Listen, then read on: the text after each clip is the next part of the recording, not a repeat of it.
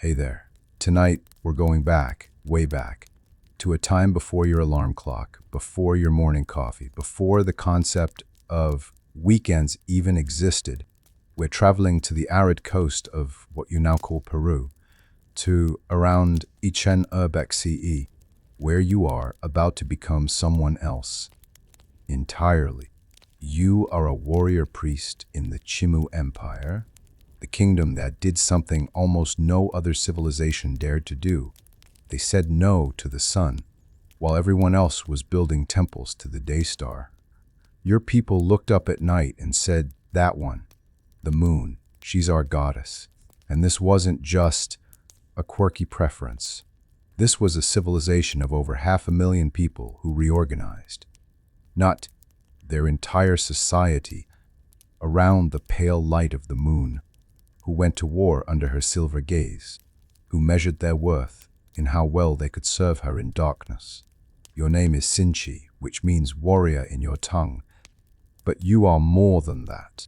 You are a keeper of moon rituals, a commander of coastal armies, and tonight you're going to live through it all. So, dim the lights, get comfortable, and let me walk you through a world where the night was holier than the day, where human sacrifice was as routine as your morning commute, and where empire building happened one brutal conquest at a time. Comments below. Where are you listening from? What time is it there? And have you ever wondered what it was like when your ancestors worshipped something other than the sun? So, dim the lights, settle in, and let's begin. You wake before dawn in Chan, the largest mud brick city in the Americas. Oh, you don't know that distinction because the Americas haven't been named yet, and you've never seen another city to compare it to. The walls of your room are decorated with geometric fish patterns pressed into the clay while it was still wet, each one representing the abundance your people pull from the Pacific Ocean just 2 miles west. You don't see them in this darkness, but you've memorized every scale and fin over the years. Your sleeping mat is woven from Totora reeds, the same material your ancestors used for 1,000 years before the Chimu Empire even existed, and it smells faintly of the brackish water where the reeds grow. The air is cool, almost cold, carrying that particular dampness that comes from living in a desert, right next to an ocean, where fog rolls in thick as wool, but rain almost never falls. Your room is small, perhaps 10 feet by 10 feet, with a doorway covered by a cotton curtain dyed red with cochineal insects, thousands of them crushed to make that single piece of fabric worth more than most people earn in a month. You can hear the sound of other people stirring in the compound, the scrape of ceramic pots, the low murmur of servants beginning their duties, the distant bark of a dog. Outside your door, the vast city of Chan is still mostly sleeping. 60,000 people in their own mud brick rooms. But soon the streets will fill with artisans heading to workshops, farmers checking irrigation canals, and officials carrying out the bureaucratic machinery that keeps an empire functioning. But right now, in this moment, you are simply awake in the dark, thinking about the moon that set hours ago, wondering if she approved of yesterday's offerings, knowing you'll find out soon enough. You move through the pre-dawn darkness, with the efficiency of routine, your bare feet making no sound on the packed earth floor that servants sweep clean every evening. In the corner of your room sits a ceramic jar painted with the spiraling waves that symbolize the ocean's power, and you pour water from it into a shallow bronze bowl. One of your few metal possessions, its surface hammered smooth by craftsmen in the metalworking district. The water is cold enough to make you catch your breath when you splash it on your face, and it smells faintly of the mountain springs where it originated, carried down through stone-lined canals that traverse hundreds of miles. An engineering feat your people accomplished without iron tools, without the wheel, without written language as other civilizations would define it. using only copper chisels, textile cords, and an accounting system of knotted strings called quipus. You run your wet hands through your hair, slicking it back, and then you reach for the folded garments laid out the night before, by a servant you rarely see, but whose work you depend on daily. The first layer is a longer tunic. This one dyed a deep brown, using tannins from tree bark, with a woven belt decorated with small copper ornaments that clink softly when you tie it around your waist. Over this goes a heavier mantle woven from alpaca wool, brought down from the highlands through trade networks that connect the coast to the mountains to the jungle beyond. Though you've never been further inland than the foothills, the mantle is decorated with geometric patterns in cream and red. Each design element carrying meaning about your rank and role, a language of cloth that everyone in the empire can read at a glance.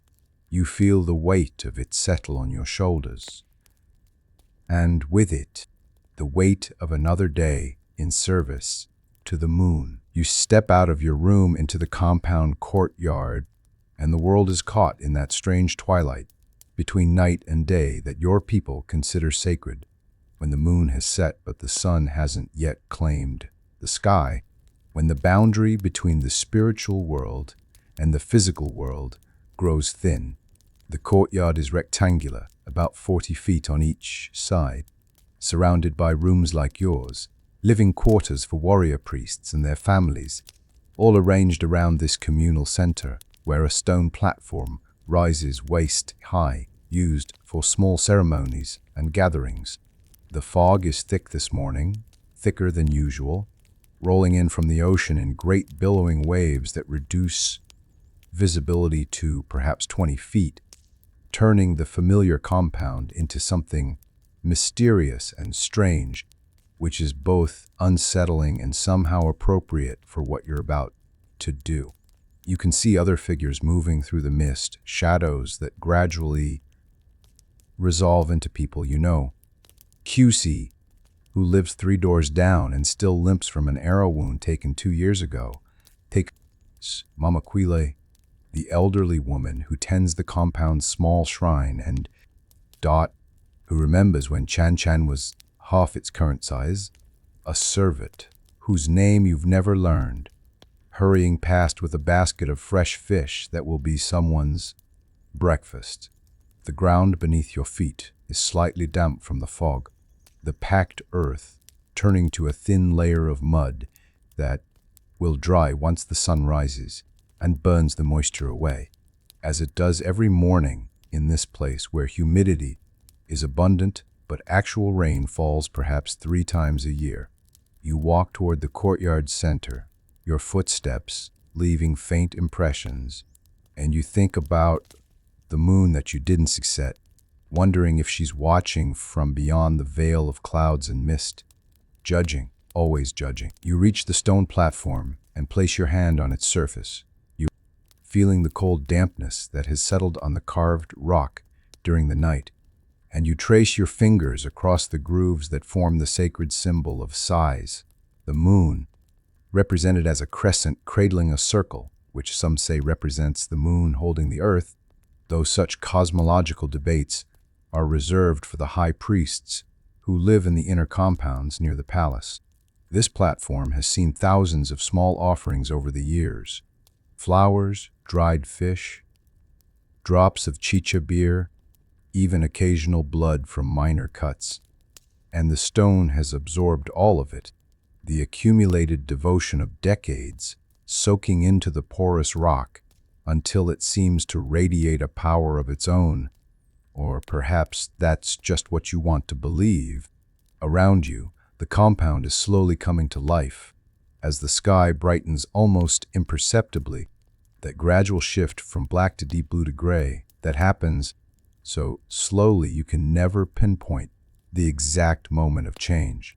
You hear a door open and close, the sound of water being poured, someone coughing, the everyday sounds of people preparing for another day in an empire that has stood for 300 years and will stand for 300 more. or so everyone believes because no one can imagine it ending. Not when your armies are strong. Your irrigation systems function perfectly.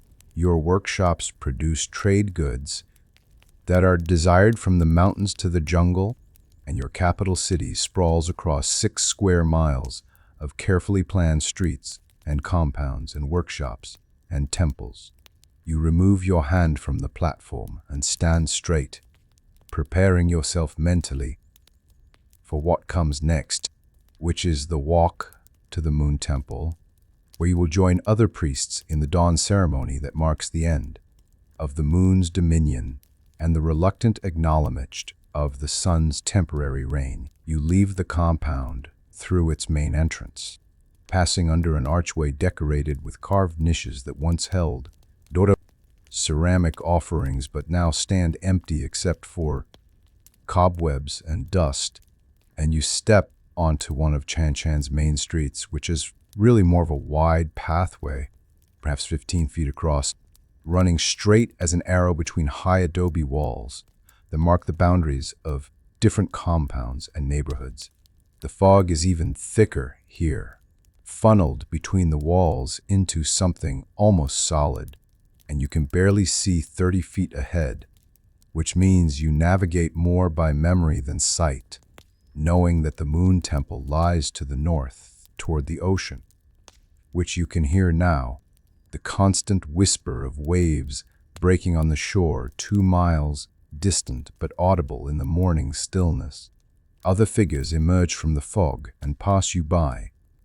Workers heading to the textile workshops, fishermen with their nets and hooks, servants carrying water jugs balanced on their heads, a merchant leading a llama loaded with goods from the highlands, its breath visible in the cool air, its eyes rolling white as it picks its way along the muddy street. The walls on either side of you rise perhaps 12 feet high, made of mud brick, covered with a layer of plaster that was once painted with elaborate designs, but has faded and chipped over the years, revealing the raw adobe beneath.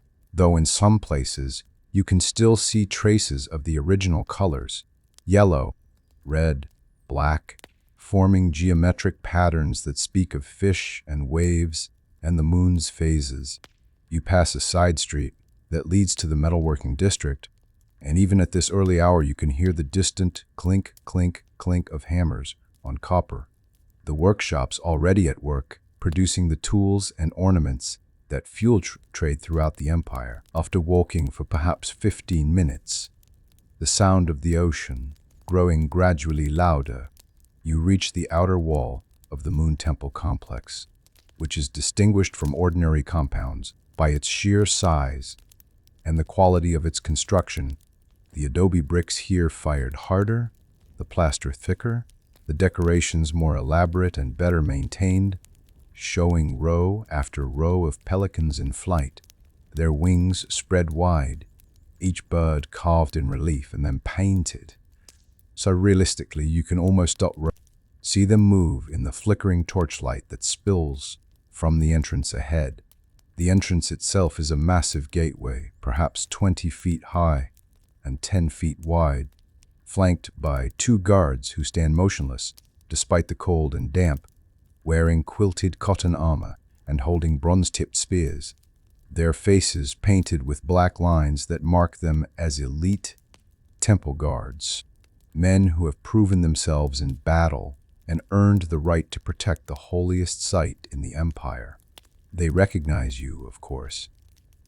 They see you every morning, but protocol demands they watch you approach, eyes tracking your movement, hands gripping their spears slightly tighter until you raise your right hand to show the small tattoo on your wrist, a crescent moon done in ash-black ink that marks you as an initiated priest with the right to enter. One guard nods fractionally.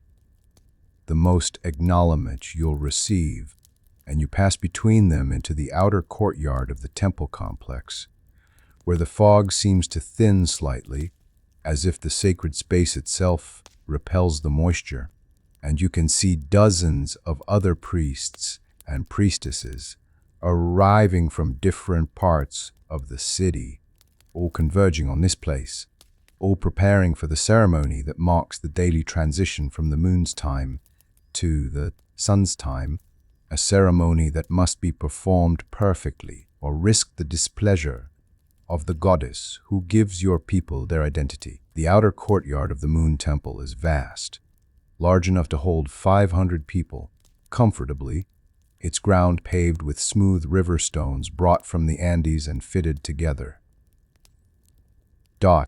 So precisely that you can barely feel the seams beneath your muddy feet, and around its perimeter stand smaller shrines dedicated to lesser deities, the constellation spirits, the ocean mother, the north wind that brings the fog, each shrine tended by its own priest or priestess who performs daily rituals that you only partially understand, because the religious hierarchy of the empire is complex and specialized, with each rank knowing different prayers, different histories, difference.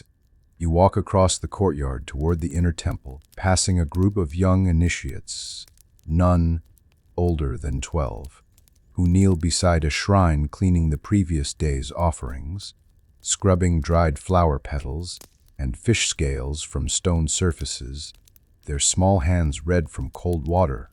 And you remember doing the same work 15 years ago, when the empire seemed impossibly large and mysterious, and you couldn't imagine ever understanding even a fraction of its complexity.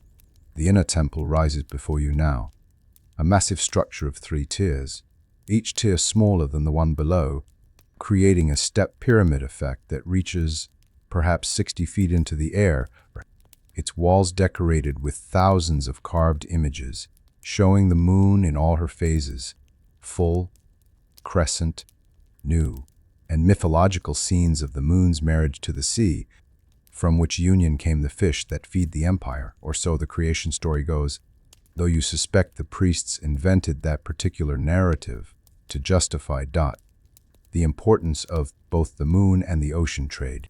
At the pyramid's summit, barely visible in the fog and pre-dawn darkness, you can see the glow of a fire, always burning, tended day and night by the highest priests, a beacon meant to guide the moon back each evening after her daily death. You climb the steep stairs that ascend the pyramid's western face, each step carved from stone and worn smooth by centuries of feet, and you count them as you go, 13 to the first tier, 13 to the second tier, 13 to the third tier, 39 total, a number that corresponds to the lunar month, if you count by threes, though the mathematical significance is beyond what most people understand and represents knowledge. Carefully guarded by the high priests who determine calendars and planting seasons. The stairs are narrow, forcing you to turn your feet sideways, and steep enough that you use your hands occasionally for balance. Touching the cold stone of the pyramid's face, feeling the carved reliefs of fish and waves and moon phases beneath your palms. By the time you reach the first tier, your legs are burning slightly, despite your warrior training, and you pause for a moment to catch your breath, looking back down at the courtyard below, where more priests are arriving, perhaps 50 now, creating a pattern of moving figures that looks almost choreographed, though it's simply the result of years of routine, everyone knowing where to go and when to arrive.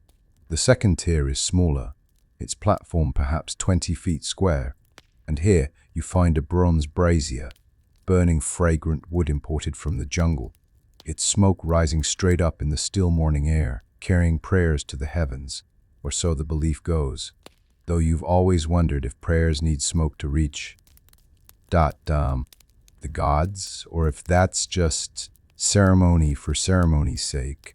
You climb the final 13 steps to the third tier, the summit, where the platform is small enough that only a dozen people can stand comfortably, and here the high priestess Quenti stands beside the sacred fire, her face painted white with ground shells, her body wrapped in a mantle so fine and intricate that it must represent a year of a master weaver's work. The high priestess, Quenti, acknowledges your arrival with the slightest inclination of her head, the white shell paint on her face cracking slightly at her temples, where the expression creates tiny lines, and you move to your designated position on the eastern side of the summit platform, where other warrior priests are already assembled, about 8 of you in total, representing the military arm of the moon's power on Earth.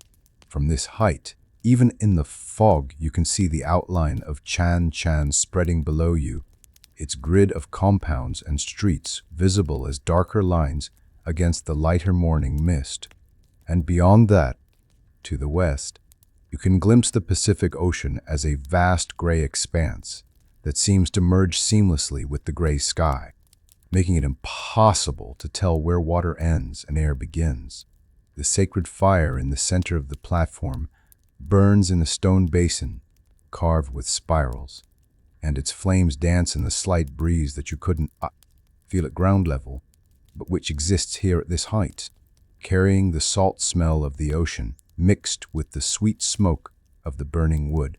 Quenti raises her arms, and her mantle, which you can now see is decorated with silver thread forming images of the full moon, falls from her shoulders to her feet in perfectly arranged folds, each fold positioned exactly as tradition demands, held in place by weights sewn into the hem, because even clothing must be perfect in the presence of the divine.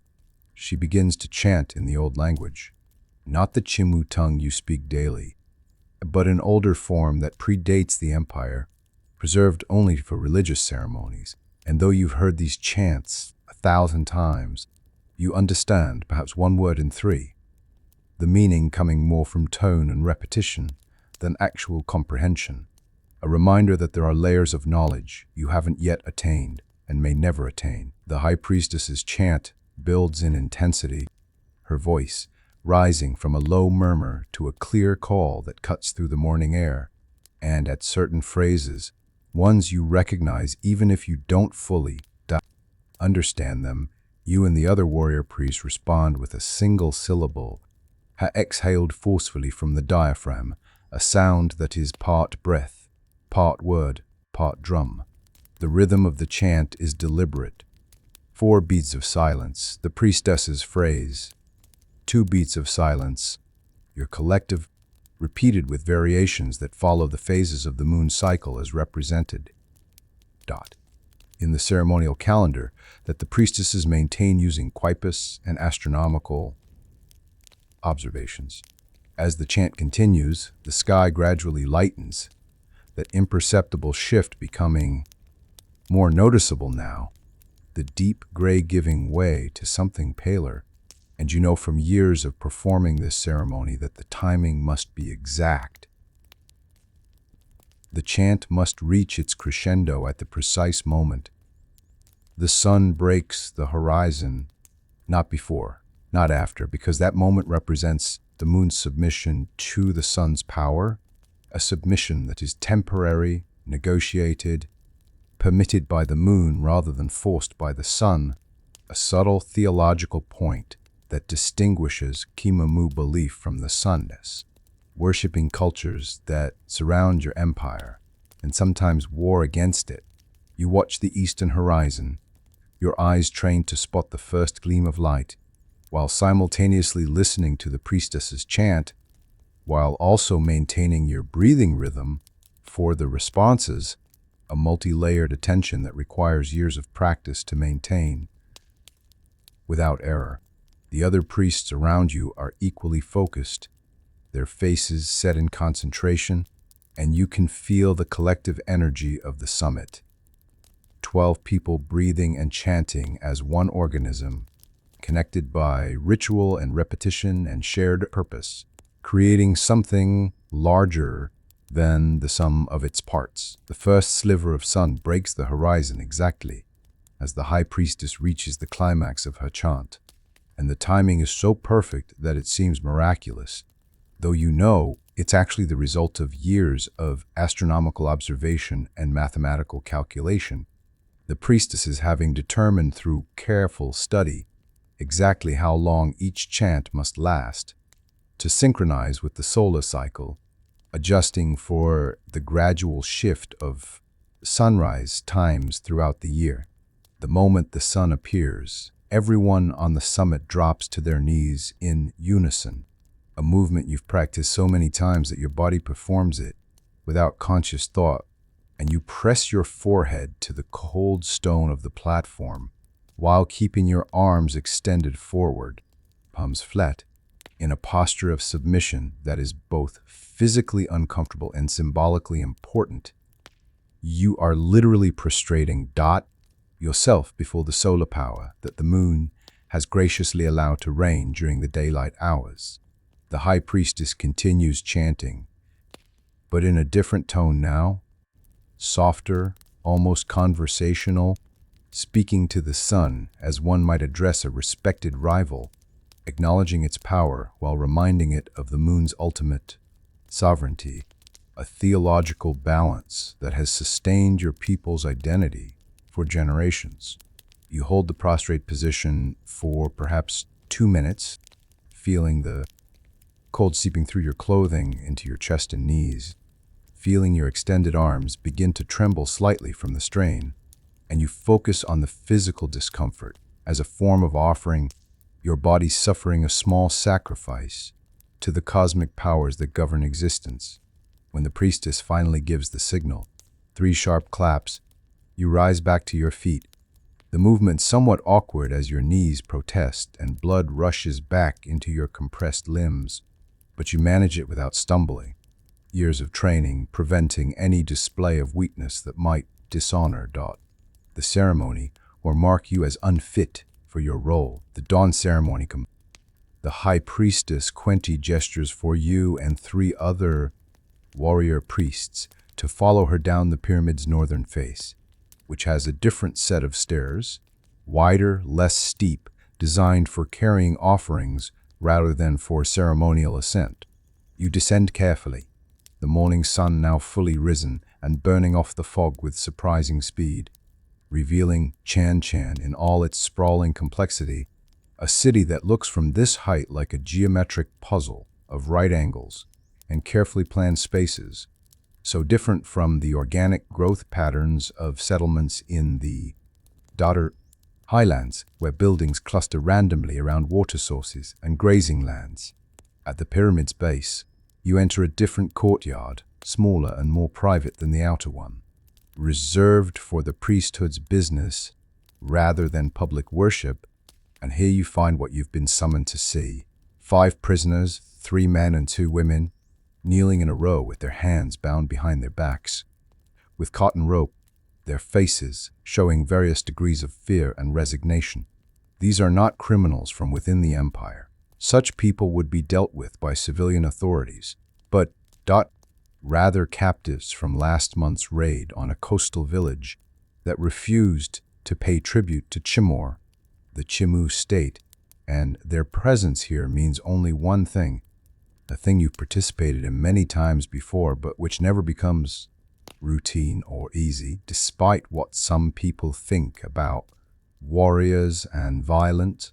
A junior priest stands beside the prisoners holding a ceramic tablet covered in quipu knots, the written record of their capture and their crimes against the empire, though you suspect the crimes are largely invented or exaggerated to justify what comes next, because the truth is that the moon demands blood, and when blood is demanded, someone must provide it. The high priestess, Quenti, approaches the first prisoner, the oldest of the 3 men, his hair more gray than black, and his face deeply lined from years in the coastal sun, and she places her hand on his head in what might seem like a blessing, but which you know is actually an examination, feeling for the shape of his skull, checking that he is physically suitable for the purpose, because the gods are particular about the quality of offerings, just as you would.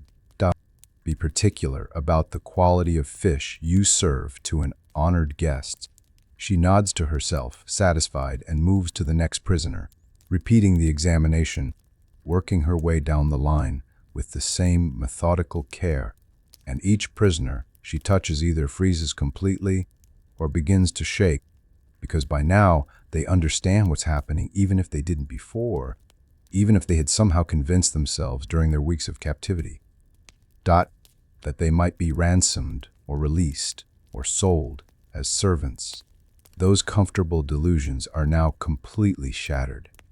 The woman she examines longest, running her fingers along the woman's jawline and neck, checking something you can't discern, and for a moment you think she might reject this prisoner as unsuitable, which would mean enslavement instead of sacrifice, which might seem like mercy, but which in practical terms means a lifetime of labor in conditions that will likely prove fatal within a few years. Anyway, so you're not sure which fate is actually preferable, but Quenty nods again, apparently satisfied, and steps back to address you and the other warrior priests in formal language, explaining that these 5 have been chosen to carry messages to the moon to serve her in the spirit world, as they refused to serve her in the physical world. And their blood will nourish the earth, and their spirits will be transformed through sacred death. And you've heard this explanation countless times, but you still find yourself wondering, if the prisoners understand the words, or if they only hear the tone, which is calm and official and utterly without mercy. The High Priestess Quenty signals to you specifically, using a subtle hand gesture that means you are chosen to perform the actual sacrifice, and you feel a familiar mixture of honor and dread, because being selected means she trusts your skill and your spiritual purity, but it also means your hands will do the work, and your memory will carry the weight of another 5 deaths added to the dozens you've already performed. Over the years in service to the moon, you step forward, and a servant you hadn't noticed before emerges from a doorway carrying a wooden tray on which rests a ceremonial knife, its blade made of bronze sharpened to an edge, so fine it can split a hair, its handle carved from dark hardwood and inlaid with small pieces of turquoise, forming a pattern of stars, the same stars that guide fishermen at night, the same stars that exist in the moon's domain. A symbolic connection between the tool and the goddess it serves. You pick up the knife, feeling its familiar weight in your hand, perhaps half a pound of metal and wood perfectly balanced so that it moves as an extension of your arm rather than as a separate object. And you remember the first time you held a ceremonial knife years ago, how heavy it felt, how your hand shook, how the high priest at that time noticed your trembling and told you that it was good to feel the weight of what you did, that the day you felt nothing would be the day you should stop performing. Right. Sacrifices because you would have lost your humanity and become merely a tool yourself. You approach the first prisoner, the gray-haired man, and you kneel beside him so that you're at eye level, looking into his face, seeing the deep brown eyes that show terror but also something else. Maybe resignation, maybe courage, maybe just exhaustion from weeks of captivity and the constant stress of anticipating this moment. You speak to the prisoner in his own language, which is similar enough to yours that you learned it during your military training, those weeks spent memorizing the words and phrases of neighboring peoples, so that you could interrogate captives and negotiate with traders and understand what enemies shouted during battle. You tell him, your death serves the moon, your spirit will be honored. You will feel no fear in the crossing.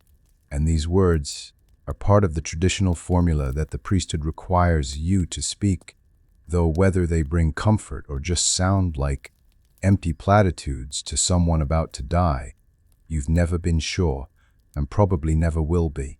The prisoner looks at you and says nothing, though his lips move slightly as if he wants to speak but cannot find words.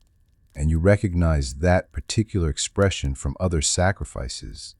That moment when someone realizes there is nothing to say because nothing they could say would change what happens next. No plea would move you. No prayer would save them. No curse would harm you.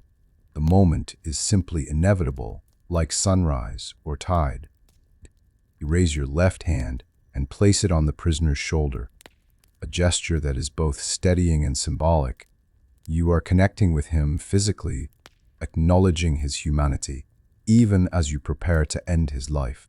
And the priestess taught you years ago that this touch is important, that sacrifice without acknowledgement is merely butchery, that the difference between sacred death and murder lies partly in this moment of recognition. The knife moves swiftly across the prisoner's throat in a cut, so clean and precise that for a moment nothing seems to happen, as if the blade passed through without touching.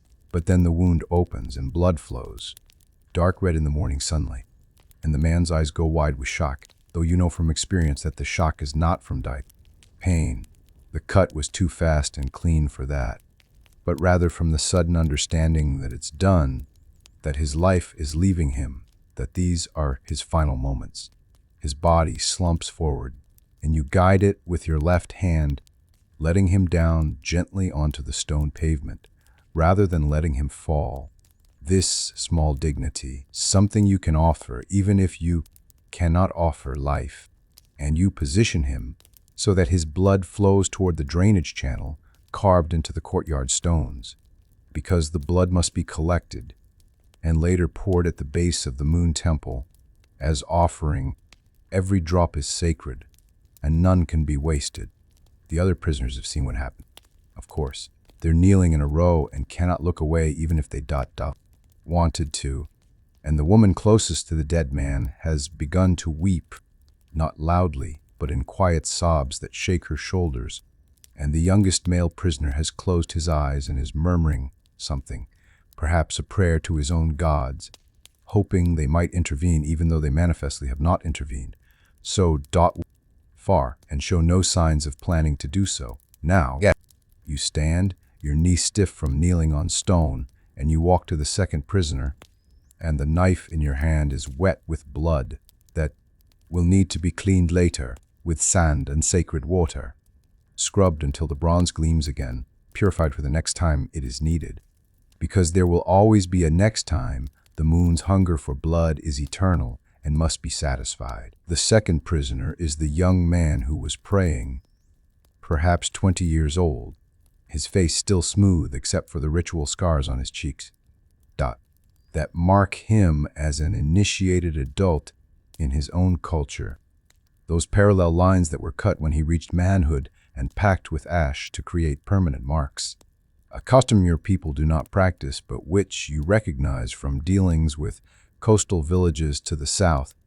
When you kneel beside him, he opens his eyes and looks at you with something you hadn't expected.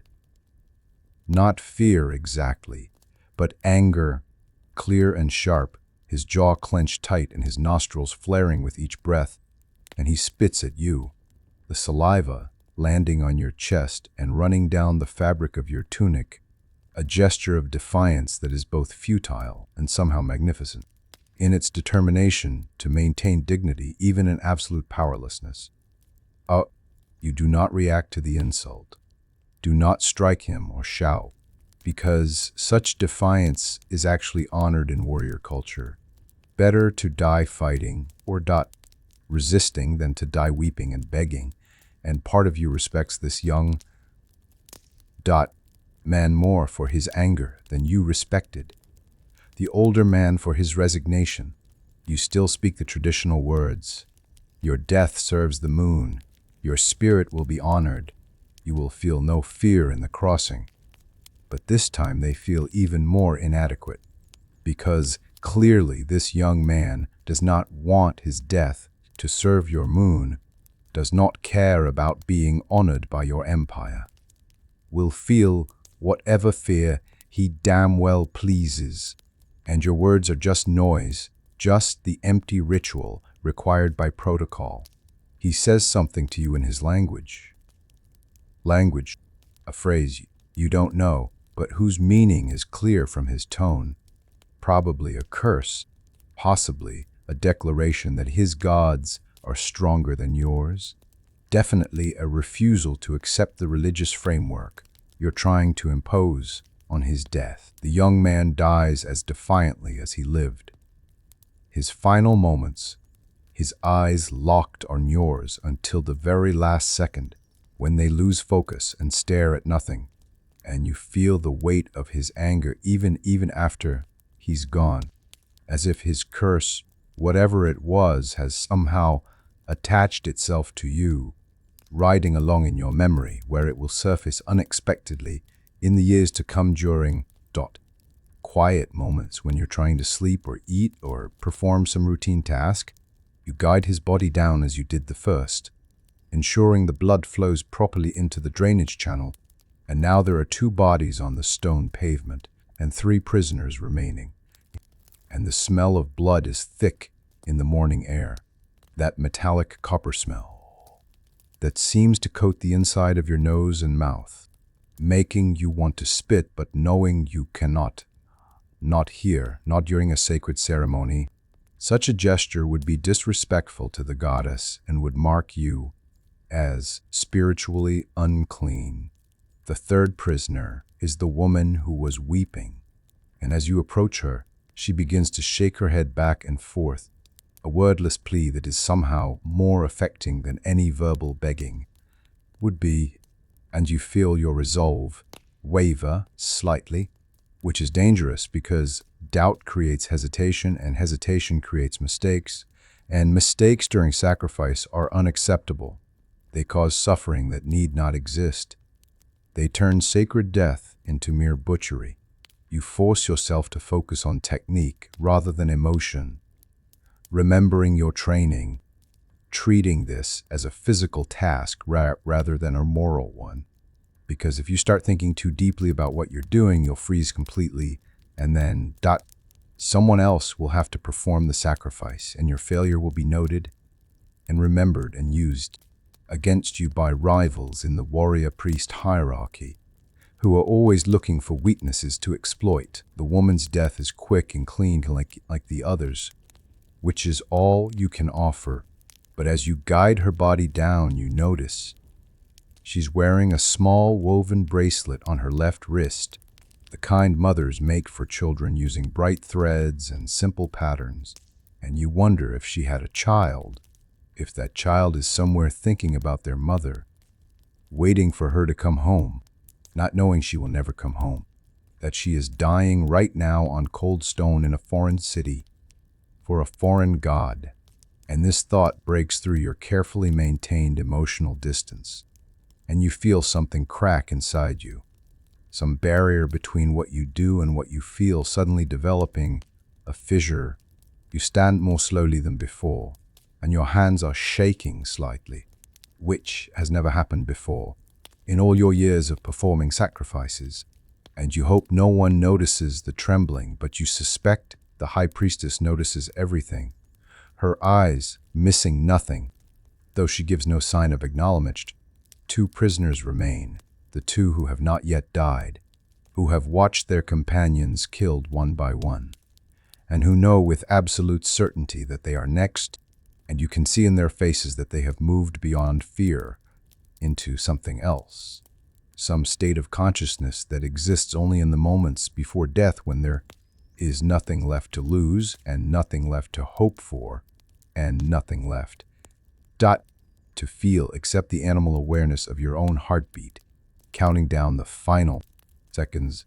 You walk toward the 4th prisoner, another man, older than the defiant young one, but younger than the first, perhaps 35, and he looks at you with eyes that seem to see through you to something beyond, and you realize he is already half gone, his spirit already beginning its journey, leaving his body behind like an abandoned house. You speak the traditional words to the 4th prisoner, but your voice cracks halfway through, breaking on honor, and you have to pause and clear your throat and start again, And this time you get through the formula, but it sounds hollow even to your own ears. Mechanical words that have lost whatever power they once possessed to make this violence seem sacred rather than senseless. The man says nothing in response, doesn't spit or curse or pray, simply continues to look past you with those strange, distant eyes. And you realize he's doing something you've never seen before in all your sacrifices. He's not resisting death, but he's also not accepting your religious interpretation of it. He's simply observing it as if his own death is something happening to someone else, something interesting, but not particularly important. You raise the knife and perform the cut, and he dies as quietly as he lived his final moments. No sound except the wet noise of blade on flesh and the drip of blood hitting stone, and you guide his body down with hands that are still trembling, still shaking. Despite your efforts to control them, and you think that perhaps the high priest was wrong all those years ago, perhaps the day you feel nothing would actually be a mercy rather than a loss of humanity, because feeling everything is becoming unbearable, and you're only 4/5 through this particular batch of sacrifices with one more to go, and you've performed similar ceremonies dozens of times before, and will doubtless perform them dozens of times again, and the weight of all those deaths, past and future, seems to press down on you like a physical force, making it hard to breathe, hard to stand, hard to continue. One prisoner remains, the last woman, and you walk toward her feeling like you're moving through water.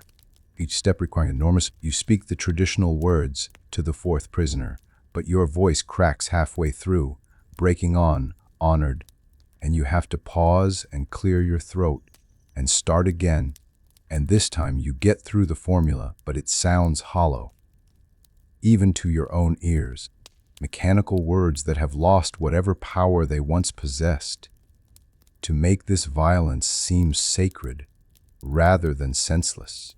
The man says nothing in response, doesn't spit or curse or pray, simply continues to look past you with those strange, distant eyes, and you realize he's doing something you've never seen before in all your sacrifices.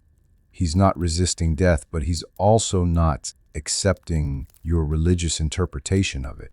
He's simply observing it as if his own death is something happening to someone else, something interesting, but not particularly important. You raise the knife and perform the cut, and he dies as quietly as he lived his final moments. No sound except the wet noise of blade on flesh and the drip of blood hitting stone, and you guide his body down with hands that are still trembling, still shaking despite your efforts to control them, and you think that perhaps the high priest was wrong all those years ago.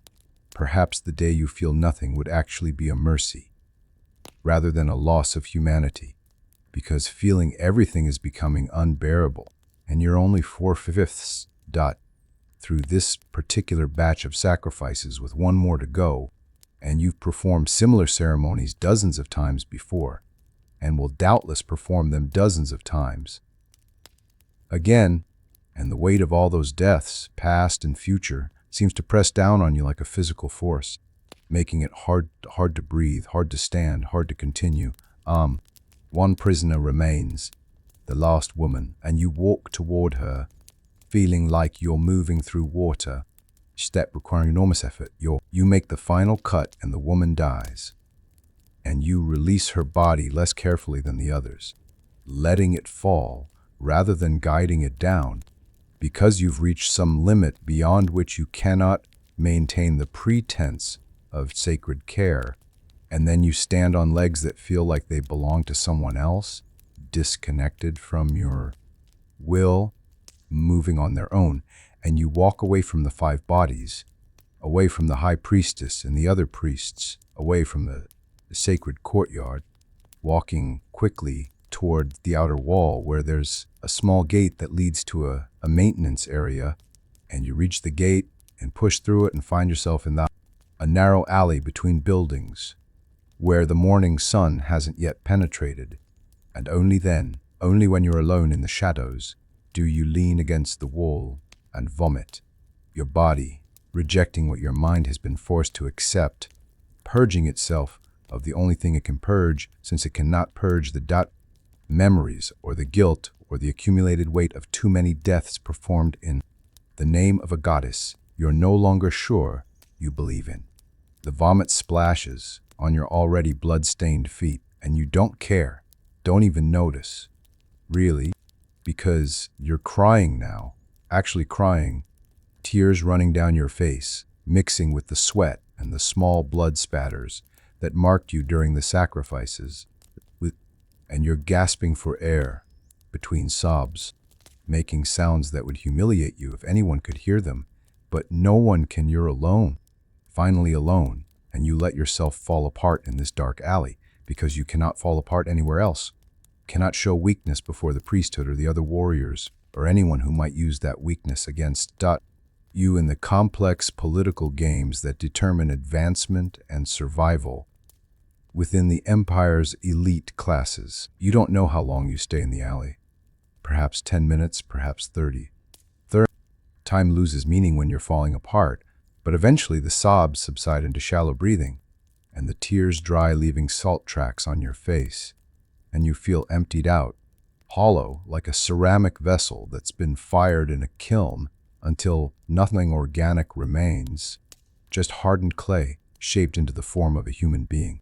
You hear footsteps approaching, and you look up to see Kuzi, the warrior priest who lives in your compound, the one who limps from an old arrow wound, and he doesn't say anything, doesn't ask if you're all right or offer meaningless comfort.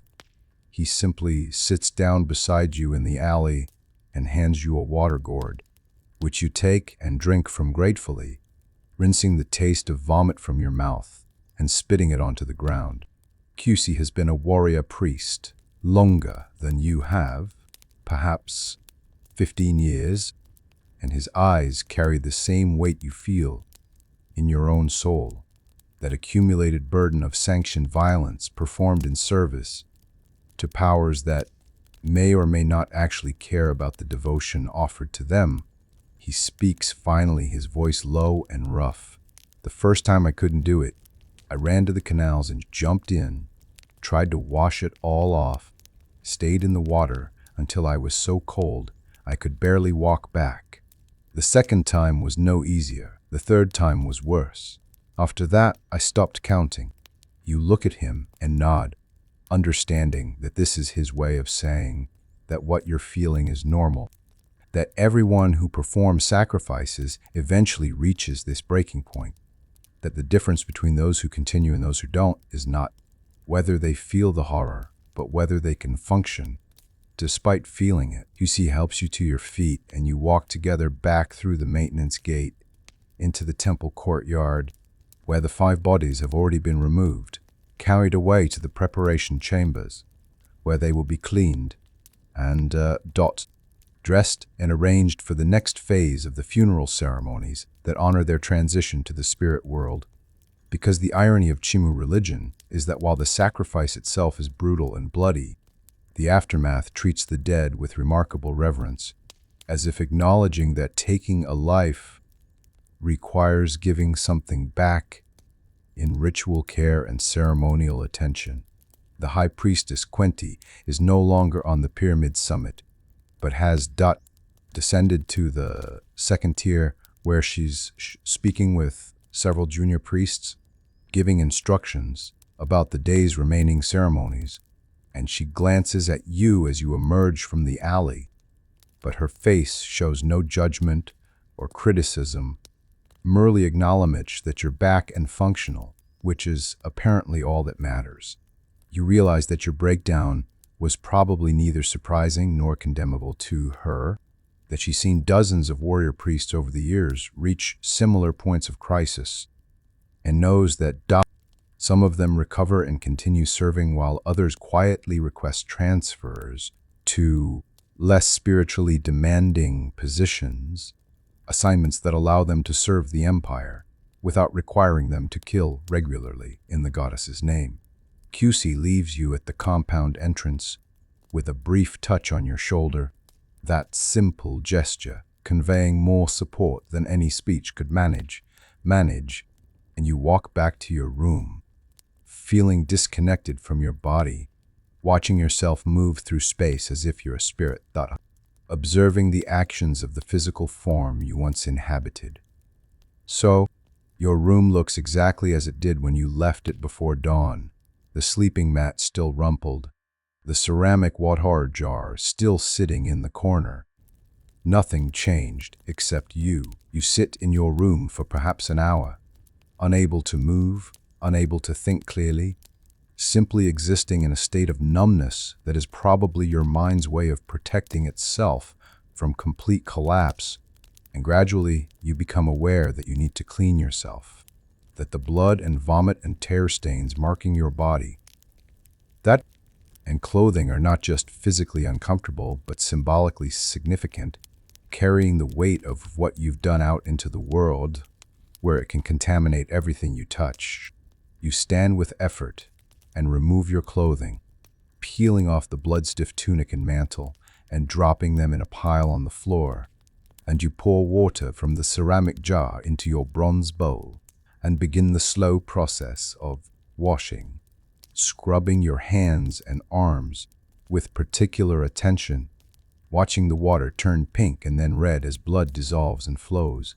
And you realize that you're performing a ritual purification that the priesthood requires after sacrifices, but which has never felt necessary before, because before now you've always maintained that psychological distance that lets you see the blood as sacred rather than horrific. Once you're as clean as you can make yourself, you dress in fresh clothing, a different tunic and mantle that were folded in the corner of your room, and you realize that you're hungry despite everything, or perhaps because of everything, your body demanding fuel. Regardless of what your mind has experienced, the animal requirements of existence continuing whether you want them to or not. You leave your room and walk to the compound's communal cooking area, where several women are preparing the midday meal, fish stew primarily, made with the morning's catch and flavored with ajiac peppers and herbs, served with boiled sweet potatoes and corn, the standard fare for people of your class, nutritious and filling if not particularly varied. You accept a bowl from one of the women, who glances at your face with a look that suggests she knows where you've been and what you've done, though she says nothing, and you sit on a stone bench in the courtyard, eating mechanically, tasting nothing, simply putting food in your mouth and chewing and swallowing. Because that's what bodies need.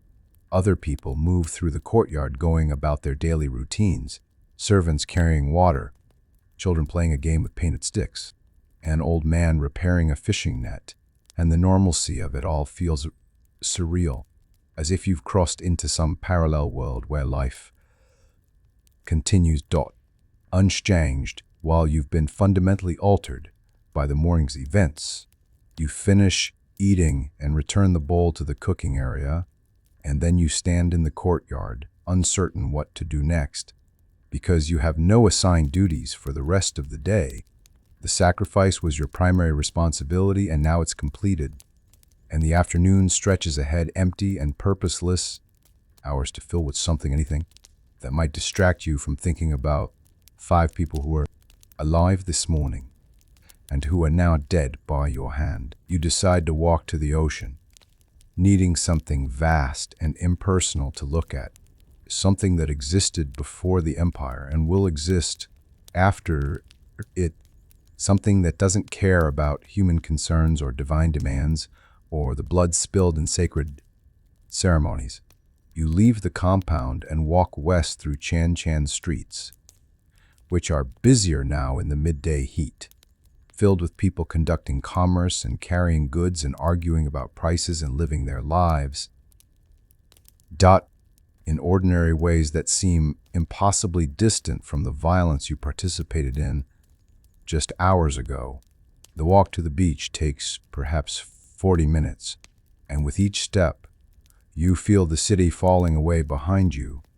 the density of buildings giving way to smaller workshops and houses, then to fields of crops maintained by irrigation canals that carry water from distant rivers, and finally to the barren sandy zone where nothing grows and the wind blows constantly from the ocean, carrying salt and spray and the cries of seabirds. You reach the beach and remove your sandals, which you put on before leaving the compound, because walking this far barefoot would be painful, and you feel the sand beneath your feet, warm on the surface and cool underneath, and you walk toward the water's edge, where waves crash in endless repetition, each wave identical to the ones before and after, mindless and eternal and utterly indifferent to everything human. The ocean is gray-green today, choppy with white caps, and the horizon is lost in haze where sky and water blend together, and you stand at the edge of the surf, letting the waves wash over your feet, the cold water shocking but welcome, and you watch the water advance and retreat, and you find something almost meditative in the rhythm, a regularity that your chaotic thoughts can anchor themselves to. You don't know how long you stand at the water's edge, long enough that the sun moves noticeably across the sky, long enough that your feet go numb from the cold water, long enough that some of the tension in your shoulders begins to ease, but eventually you become aware of another presence nearby, and you turn your head to see an old fisherman, perhaps 70 years old, his skin dark and leathered from decades of sun and salt, standing a respectful distance away with a net folded over his shoulder. He nods to you, acknowledging your elite status with that small gesture of respect that commoners offer to warrior priests. And he says, "The ocean listens better than most gods.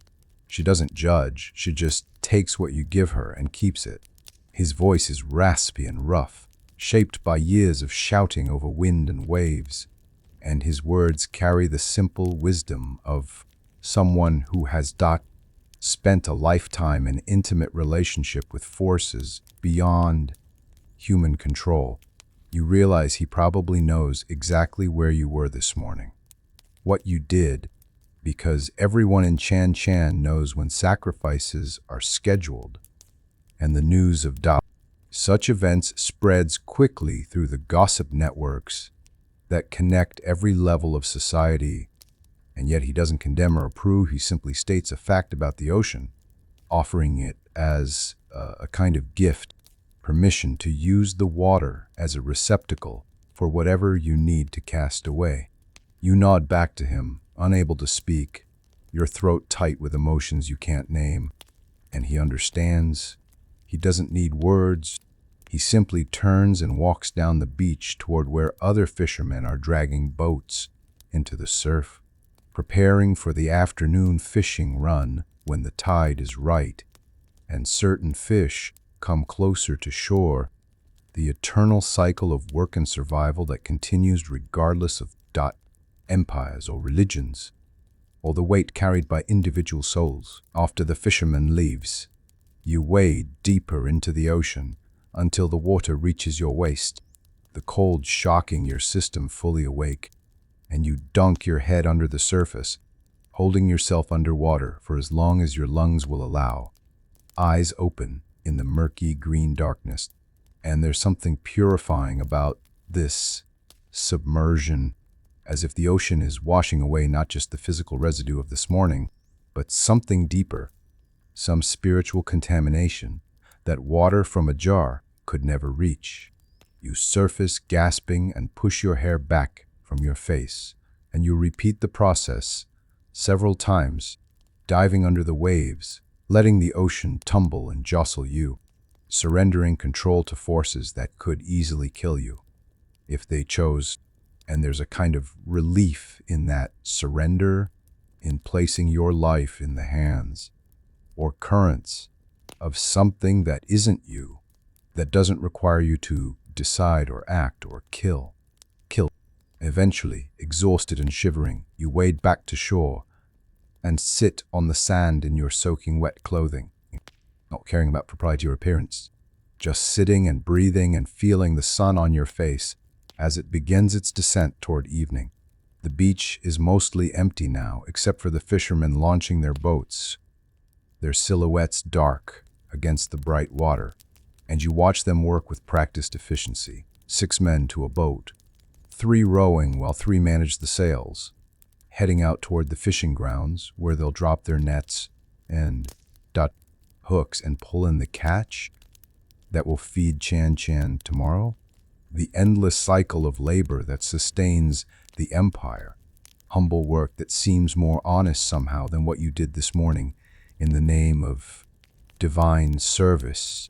Though you know that's probably an unfair comparison, that both roles are necessary in their own way, that someone must feed the people and someone must feed the gods. As the sun touches the horizon, painting the ocean in shades of orange and red that seem almost prophetic of the blood spilled at dawn, you force yourself to stand and retrieve your sandals from where you left them. And you begin the long walk back to Chan Chan, your wet clothing chafing with each step, but gradually drying in the warm evening air. The city looks different in this light. Softer somehow, the harsh mud brick walls turned golden, and you realize that you've been awake for nearly 15 hours, that you've lived through a complete cycle from pre-dawn darkness. Through sacrifice, through breakdown, through purification, and now into evening, and you're still standing, still moving, still breathing, which feels like both an accomplishment and a burden. You enter your compound as the first stars appear, and you find Kusi waiting for you near your room, his face concerned, and he says simply, "I was worried you might do something foolish." You understand he means he was afraid you might walk into the ocean and not come back. Might choose the permanent solution to the temporary problem of having to continue existing as someone who kills in the name of the moon, and you appreciate his concern even as you realize you never seriously considered that option. Because whatever else you are, you're still a warrior, still trained to endure, still conditioned to survive, even when survival feels harder than the alternative. You tell him, "I'm all right, I just needed the ocean." And he nods and says, "The ocean is honest. That's rare." He leaves you then, limping back to his own room, and you enter yours and strip off the damp clothing and lie down on your sleeping mat without bothering to put on anything else, just lying naked in the warm evening air, feeling the exhaustion finally claim you, pulling you down into darkness that is merciful and empty, and for a few hours at least, free from dreams or memories or guilt. You wake in darkness, disoriented at first, not knowing if you've slept for hours or days, but the quality of the darkness and the sounds of the compound suggest it's the middle of the night, that deep stillness that exists between midnight and dawn, when even the most wakeful creatures sleep. You lie on your mat and realize that you did dream after all. Fragmented images of the 5 prisoners, but their faces kept changing, morphing into people, your mother who died when you were 12, your younger brother who still lives in your family's ancestral village, two days' journey south, Mama Quile from the compound, Kuksi, even yourself, and the dream logic suggested that everyone dies, that the sacrifices you perform are simply accelerating an inevitable process, that the moon takes everyone eventually, whether through ceremonial knife or disease or age or accident. And while this thought should be disturbing, it somehow brings a kind of perspective, a recognition that death is universal and your role is simply to serve as an intermediary in a process that doesn't actually begin or end with you. You sit up slowly and your body aches in a dozen places. Your knees from kneeling on stone, your shoulders from tension, your feet from the long walk and the cold ocean water. And these physical pains are almost welcome, proof that you're still inhabiting your body, still connected to the material world rather than floating in some disembodied state of guilt and horror. You stand and dress in simple clothing, just a basic tunic without ornamentation, because you know you won't sleep again tonight, and there's no point lying on the mat staring into darkness. Better to move, to walk, to do something with the restless energy that's building in your limbs and chest, despite or perhaps because of the exhaustion that still weighs on you like a physical burden. You walk through the sleeping compound and out into the streets of Chan, which are not entirely empty even at this hour. There are night watchmen patrolling, and servants hurrying between compounds on urgent errands. And in the distance you can hear singing from the metalworking district where night shifts continue because the furnaces cannot be allowed to cool completely, and there's something comforting about discovering that the city never truly sleeps, that your sleeplessness is just one small wakeful thread in a larger tapestry of nocturnal activity. You walk without destination, following streets at random, and eventually you find yourself approaching the Moon Temple again, drawn back to the site of this morning's violence perhaps. Diet? Because confronting the place is necessary for moving beyond it, or perhaps simply because your feet carried you there, unconsciously, following the paths worn into your memory by years of routine. The temple is lit by torches, dozens of them arranged along the pyramid's tiers, and at the summit you can see the sacred fire still burning, tended by the night priestesses who maintain the flame during the moon's hours. And you realize that while you were breaking down in an alley, while you were purifying yourself in the ocean, while you were sleeping and waking and processing trauma, the religious machinery of the empire continued functioning without pause. Ceremonies performed, rituals maintained, offerings made, the great bureaucratic spiritual complex grinding forward regardless of individual crisis or doubt. You don't enter the temple complex. You're not dressed appropriately, and you have no ceremonial reason to be there. But you sit on a low wall across the street from the entrance, and you watch the torch flames dance and flicker, and you think about the nature of devotion, whether the gods care more about the rituals themselves or about the faith that motivates them, and if that faith has been damaged or destroyed, can the rituals still have meaning and power? As you sit watching the temple, a figure emerges from the entrance and walks toward you, and as she comes closer, you recognize the high priestess Quenti, still wearing her ceremonial paint and fine mantle. Despite the late hour, and your first instinct is to stand and show proper respect, but she gestures for you to remain seated, and she sits beside you on the wall, which is so unexpected that you don't know how to respond, because high priestesses don't sit with warrior priests on random walls in the middle of the night. There's a hierarchy and protocol and social distance that should be maintained. She looks at the temple rather than at you when she speaks, her voice carrying none of the formal authority it held during this morning's ceremony. I've performed or overseen 3,247 sacrifices in my 30 years as priestess. I remember the first one's face, but not the last one's. These things are true. Also true, you killed 5 people today who wanted to live. Both truths exist simultaneously. You have to decide whether you can carry both truths or whether one will eventually crush the other. She stands then and looks at you directly for the first time, and her eyes behind the white shell paint are tired and kind and infinitely sad. And she says, whatever you decide consciously, that's the only honor we can offer them.